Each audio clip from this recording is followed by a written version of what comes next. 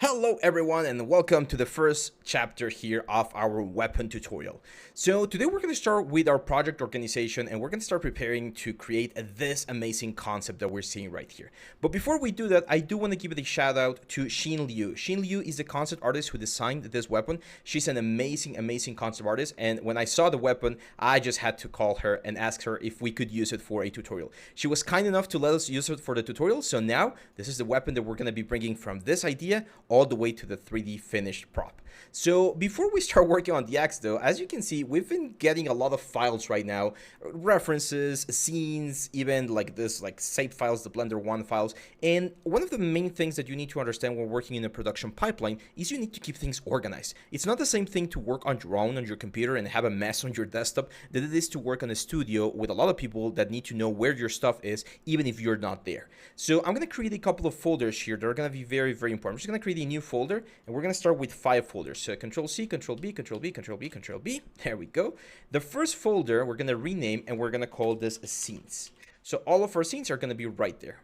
The next one, I like to call it source images. I'm a Maya guy, or at least I come from a Maya background, so I'm using a very similar hierarchy that you usually find when working with Maya. We're going to have another one called images. We're going to have another one called movies, and we're going to have another one called reference. Okay, so let me explain how this is going to work. The renders that we did previously, the barrel render and the D6 render, those are going to go to our images folder, because in the images folder we're going to have all of our renders, our sequences, everything.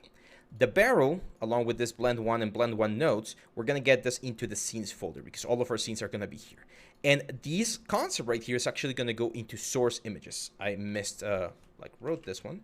Let's properly get it. There we go, source images. And the reason why I want to have source images as a separate folder than the one from images is because source images are images that we're going to be using inside of Blender. If the image is not going to be going inside of Blender, but rather outside, then the images folder is a lot better for that.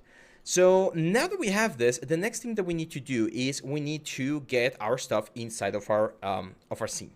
So we're going to be using something called an image plane. And the first thing we're going to do is I'm going to press number 1. Well, first let me very quickly turn on my screencast. There we go. So we're going to press number 1 to go to the, number 3 to go to the side view. I'm going to press Shift A, and we're going to go to image, and we're going to do a reference image. Now, if we navigate to our projects, in this case, I got my projects right here, 2023, and then we got my project right here. If we go to our source images, we can bring this in right there. Now, the one thing that you're going to notice about this weapon is that it is drawn in a perspective way, right? So it's not perfectly flat against our orthographic view. That's no problem. Actually, most of the time when you're working on a studio or in a production, you're not going to get like everything super easy in a perfectly front, perfectly side view. You're going to get this sort of concepts. But I do want to get this concept to look a little bit like closer to a more symmetrical view. So I'm going to press R to rotate this so that the handle, you can see here the pommel, is a little bit more centered. I personally don't like when images are super I'm sure solid. I like to see the transparency so that I can see the grid underneath. So if we select this image and we go to the image properties, there's one option that we can change by going here to opacity. So I'm going to bring the opacity down a little bit, probably something like 0.7. And that way, I'm going to be able to look at the grid, and I should be able to get this to match a little bit more with the center of the piece. Again, we're going to do a little bit of analysis inside of Photoshop to understand how we're going to be attacking this weapon. But one of the things that I recommend is try to get the pivot point of the weapon right there. If you're working for games, this to me looks like a one-handed axe because the handle, I mean, it could be a two-handed axe, but it kind of looks like a one-handed axe. So sometimes in games, they're going to ask you to get the weapon right there so that the origin of the world is where the character is going to be holding the weapon. However, we can always modify that at the very end. Normally, when I'm modeling, I like to keep my stuff on top of the grid right here. There we go. So now we go to perspective view, you're going to see the image is right there, but it's on the center. So it's a little bit annoying to have it right there because when we're modeling, it could be like overlapping some of our geometries. I'm going to select the image and I'm going to press a G and X. I'm just going to push this back. And that's it.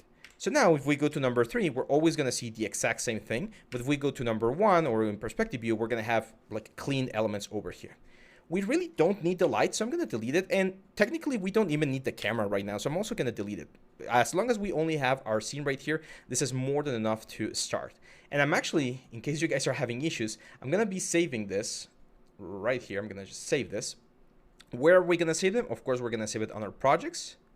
Again, we're gonna go to projects 2023, weapons. One thing you can do is, I believe you can bring this, right click and add bookmark. There we go.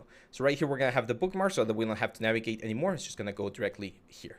So we go here and we go to our scenes and we're gonna call this axe start. Now, one of the very important advices that I'm gonna be giving you guys is to always save and always save in increments. You don't want to keep working on the same file for too long, because if the file gets corrupted, if you mess something up, or if it's just like if you do something wrong, it's just gonna make your life very, very difficult, because you're gonna have to pretty much start over. So now that we have everything set up, we're ready to start. But even though it might seem a little bit difficult to believe, we're actually not going to start here. We're going to start in Photoshop. Now, the next video that I'm going to show you is very, very important for me to explain, and you will see why in the next one. So I'll see you back in just a second.